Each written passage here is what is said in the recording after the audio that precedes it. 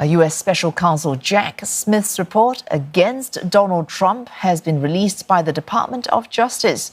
It concludes that Mr. Trump engaged in, quote, an unprecedented criminal effort to hold on to power after he lost the election in 2020.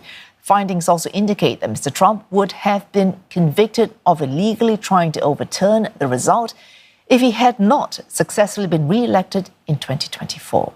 The report outlines the prosecutor's decision to bring a four-count indictment against Mr. Trump, accusing him of plotting to obstruct the 2020 election, knowingly spreading lies about election fraud and seeking to incite riots at the U.S. Capitol on the 6th of January 2021.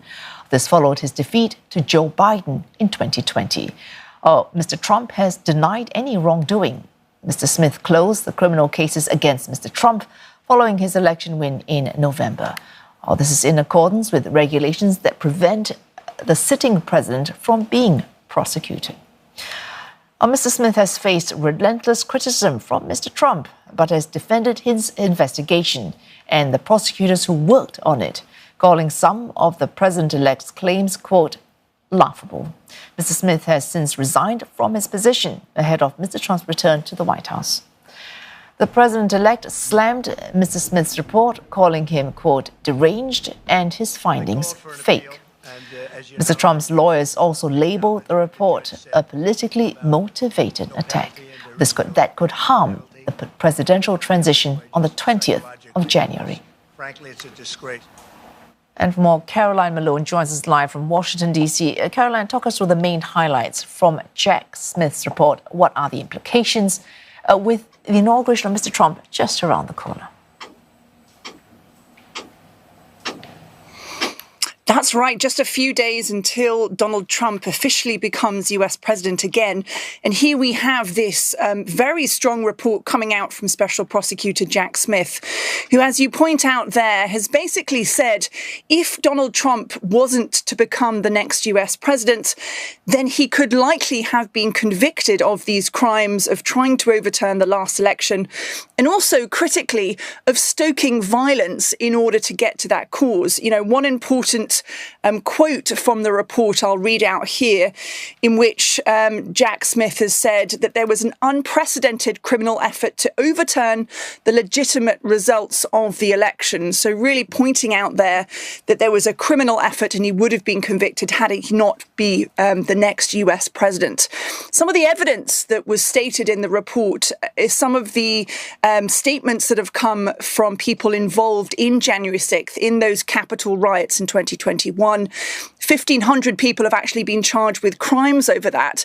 So what Jack Smith and team have done is go through some of the court cases and listen to what those people said about their motivations. And their motivations include, they said, believing that Donald Trump had won the last election, that he was asking them to move forward. And in a lot of cases, you know, we're hearing this idea of why they then went forward and conducted violence in the Capitol on that day. So really making that link there between their actions and what Donald Trump had said. He'd said earlier in the day on January the 6th that people had to fight like hell to overturn the election results, that Vice President at the time, Mike Pence, should not certify the results. So really critical there to understand the link between what they did and what Donald Trump was saying earlier in the day.